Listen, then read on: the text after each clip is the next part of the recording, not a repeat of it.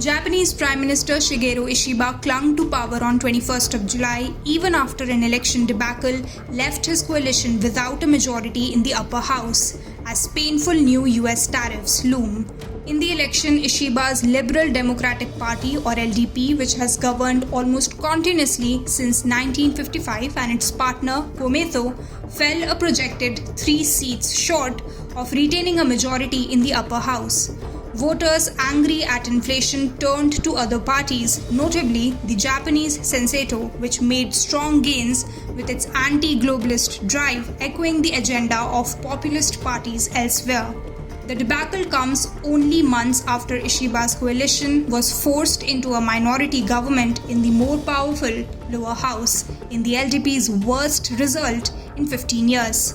But when asked if he intended to remain in office, Ishiba told a local media outlet, "That's right." Shigeru Ishiba said, "Although I'm acutely aware of our grave responsibility for the election results, in order to not let politics become stagnant, I believe I must fulfill my responsibility as the party with the most votes and to the people of the country, while also listening carefully and sincerely to the voices of the local people." He called the election result extremely regrettable.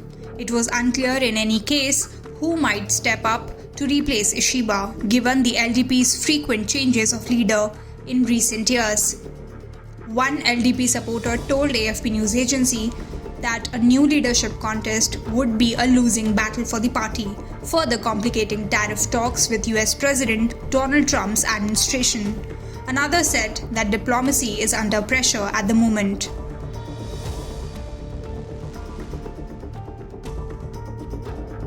The election saw 125 seats in the 248-seat upper house.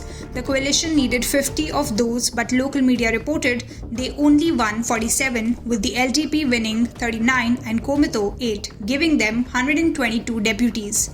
Second place was the Constitutional Democratic Party of Japan, which won 22 contested seats, followed by the Democratic Party for the People (DPP) with 17 seats. The right-wing Senseito Party won 14 seats. Senseito wants stricter rules and limits on immigration, opposes radical gender policies, and wants a rethink on decarbonization and vaccines. It forced last week to deny any links to Moscow, which has backed populist parties elsewhere, after a candidate was interviewed by Russian state media. A political expert told AFP that the opposition is fragmented, and chances are slim that the parties can form an alternative government.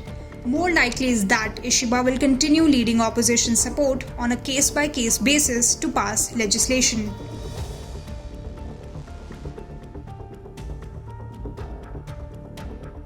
After years of stagnant or falling prices, consumers in the world's fourth largest economy have been squeezed by inflation since Russia's 2022 invasion of Ukraine.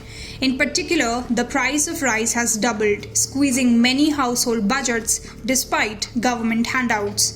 Not helping is lingering resentment about an LDP funding scandal and US tariffs of 25% due to bite from 1st of August if there is no trade deal.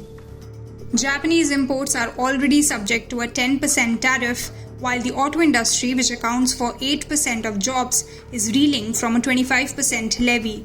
Tariffs envoy Ryosei Akazawa is on his 8th visit to Washington. Ishiba said, "We will achieve an agreement that is beneficial to both Japan and the US, based on the concept of investment rather than tariffs."